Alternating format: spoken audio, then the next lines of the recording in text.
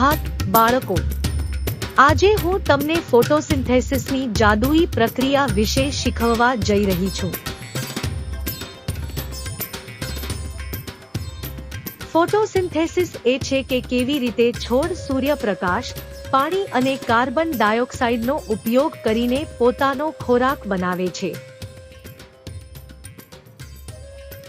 સૌપ્રથમ છોડને સૂર્યપ્રકાશની જરૂર છે।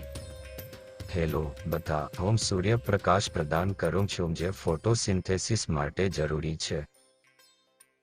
બીજું, છોડને પાણીની જરૂર છે જે તેઓ પોતાની મૂળો દ્વારા શોષે છે।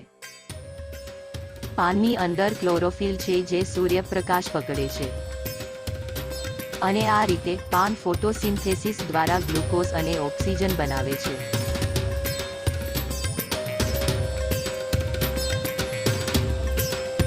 આવશ્યક ઘટકો એટલે સૂર્યપ્રકાશ, પાણી અને કાર્બન ડાયોક્સાઇડ।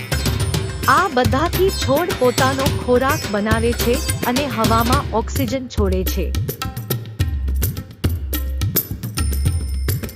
આ છે ફોટોસિન્થેસિસની જાદુઈ પ્રક્રિયા।